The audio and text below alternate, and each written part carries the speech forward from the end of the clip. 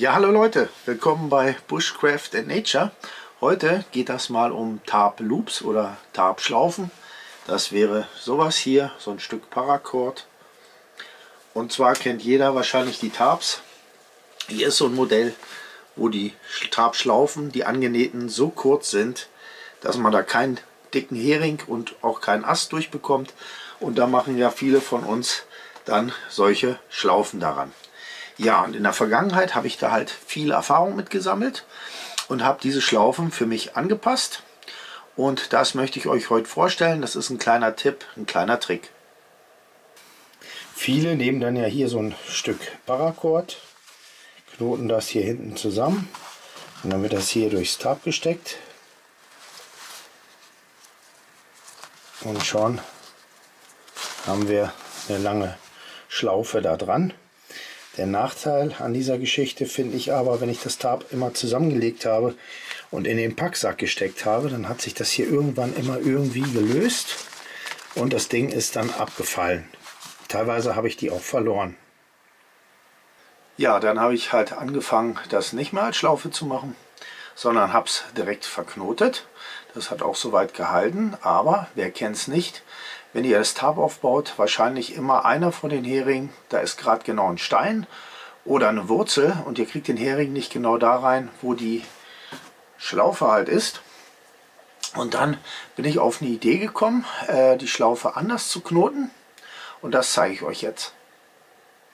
Ja, ich benutze ein Stück Paracord, 50 cm ist das bei mir, da habe ich die besten Erfahrungswerte mitgemacht. Ja, das ist jetzt hier 3 mm Paracord, weil ich es doppelt nehme und das reicht hier auf jeden Fall für die Enden. Da spare ich gleich noch Gewicht. Okay, was mache ich nun? Ich ziehe das Paracord hier durch die Schlaufe und dann ziehe ich es nochmal durch.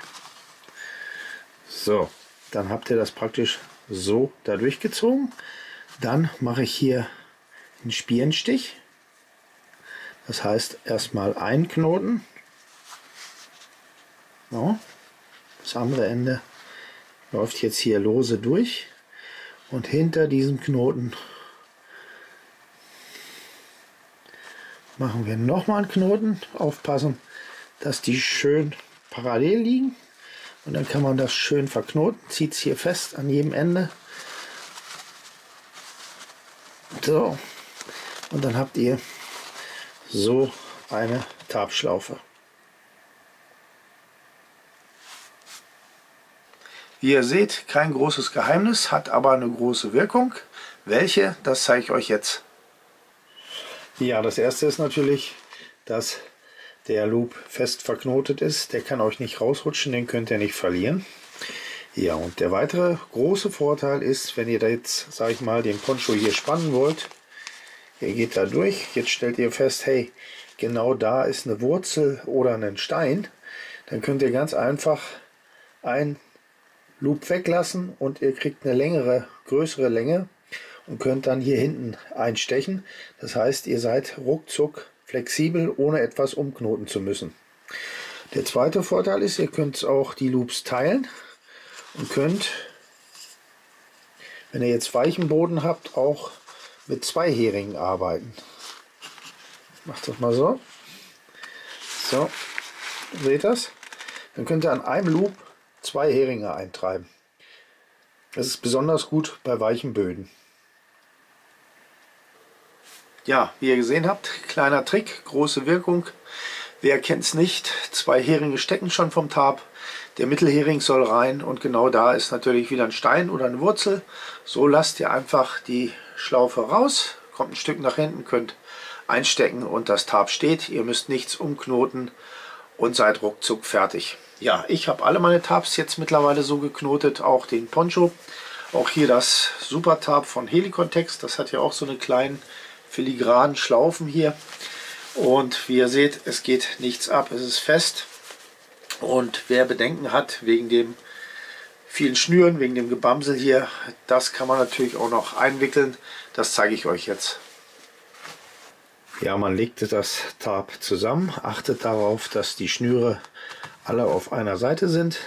Wenn ihr das dann hier so aufgewickelt habt, Dann legt ihr hier die letzte Seite nach innen. So, dann sind die Schnüre alle schön da drin. Und dann wickelt ihr das zusammen. So, seht ihr, da sind die Schnüre weg. Ihr habt bloß noch hier die Kante und das Tarp passt schön in den Tarpsack.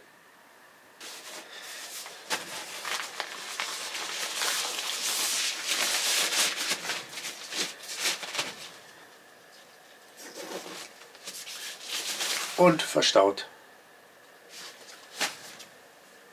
Zum Verknoten von den Tarpschlaufen benutze ich den Spierenstich. Den kann ich wirklich nur empfehlen. Im Gegenteil zu diesem normalen Knoten, den man einfach doppelt nimmt und zuzieht, weil der öffnet sich leicht. Der ist nicht ganz so toll. Ja, und wem das vorhin zu schnell ging, dem zeige ich jetzt nochmal im Detail, wie man diesen Spierenstich knotet. Eigentlich besteht der Spierenstich aus zwei ganz normalen, einfachen Knoten. Ihr macht den einen Knoten hier ins Seil, so.